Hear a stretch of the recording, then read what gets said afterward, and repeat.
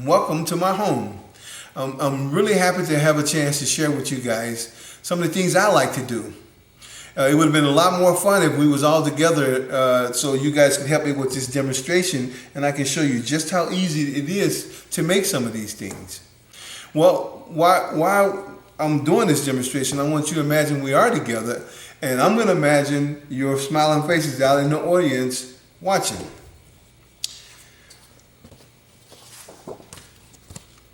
Here we go. Let's talk about garde manger. What is garde manger? Garde manger is an area of the kitchen where cold foods are prepared. Salads, hors d'oeuvres, appetizers, canapes. It's often used as a term for food garnishes or food art. Food art. And you see something on a menu or you see something come past you and you go, wow, that looks nice. Ooh, I look like I want to have that. Well, that's food art. That's why it's there, so you can see, because usually people eat with their eyes first, okay, and so you see it and go, ooh, that's what food art is. It makes you want to, when you look at it, it makes you think, ooh, that's going to taste really good and going to be full of flavor. Food art can be simple, arranging food on a plate. If you get a pancake shaped like Mickey Mouse, or it can be something very elaborate, something like this. Okay, summer is slowly approaching, and we tend to make fruit trays and vegetable trays if we entertain it. So I'm going to show you a few demonstrations on some things you can decorate your fruit trays and your veggie trays with. We're going to start with an orange. We usually have an orange, maybe not this big, but you usually have an orange around the house. A few things you can make with this. You can make a flower with it, make the cuts and then open it up and then make it look like a flower, put things in it to make it look good. Or you can even make a basket out of this, so you can put some of your berries in it and have it flowing out of there on your fruit trays. I'm gonna make a basket out of it. Okay, and to start with this, I use a bigger knife. So the first thing I want to do is I want to make my handle. And that cut should go like so. Try to make them even on both sides. And then once you get that cut to that point, then you're going to use your paring knife. And with that, you're just going to make a V cut all the way around.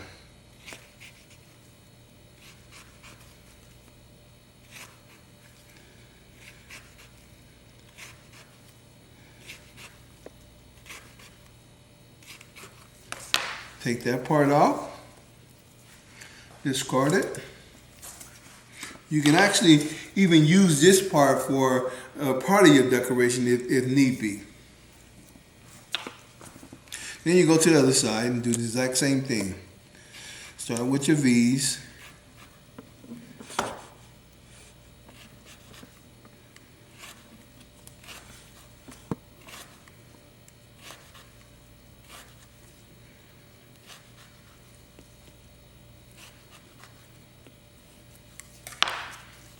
Take that off.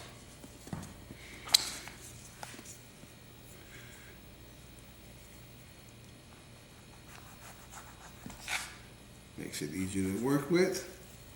Then you're going to take this part off.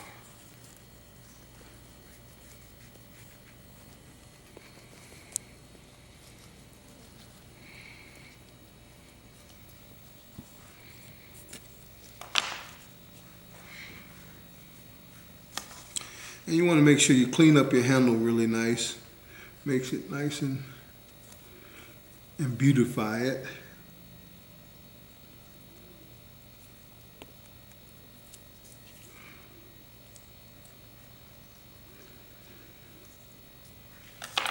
Now usually what I like to do with this is just make a little hole right around here so your berries can go in.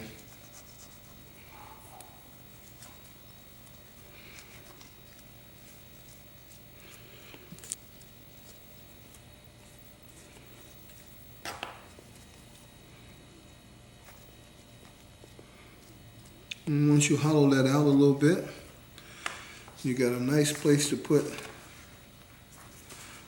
start with your berries. And then this can be actually part of the tray itself, and then you put the berries in here and have them flowing out so they go right onto the tray. You can take them, so when they're being served, they can serve them right out of the basket or right off the tray. I have peppers. I happen to have some of the assorted peppers that I got from Sam's, the smaller ones. I really like using the bigger ones, but this was more convenient for this demonstration. I do have some of the bigger ones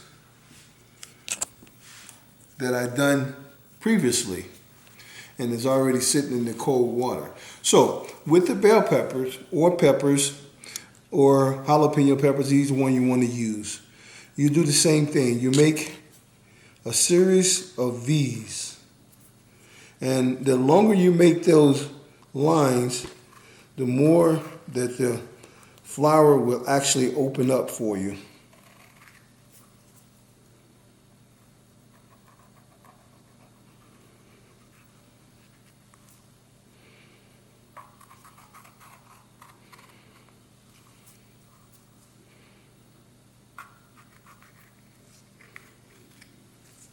Okay, take it, you separate it, take the membrane out, discard that.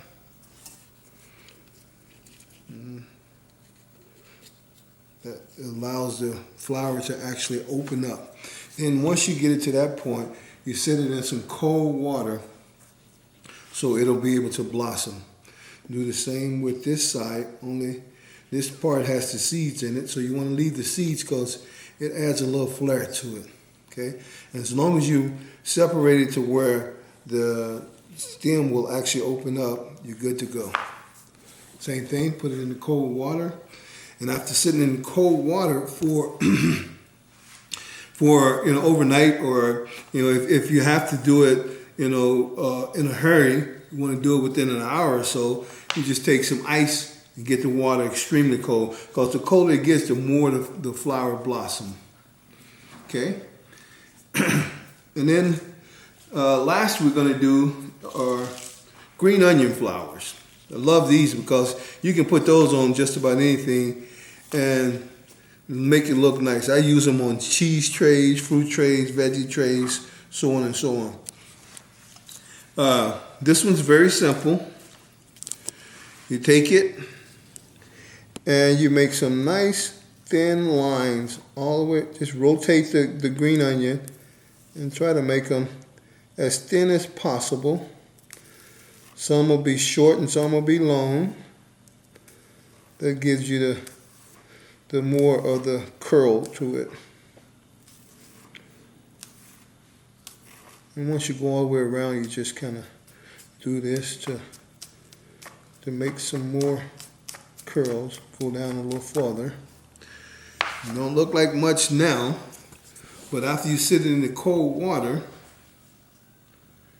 it'll look something like this.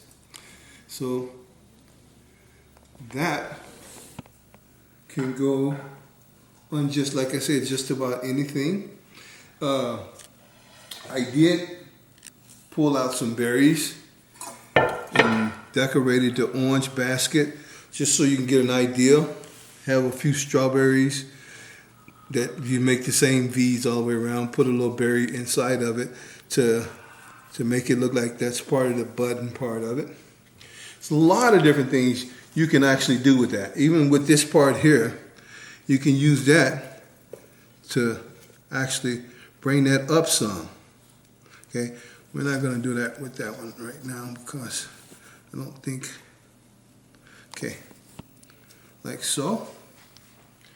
You can. It's all about your imagination and how you see, because like I said before, this is art. It's food art. And some of you are probably better artists than I am. And so you'll come up with your own creation and you'll go, what if I do this? Or what if I do that? And before you know it, you have food art. Thank you very, very much for allowing me in your home. Good night.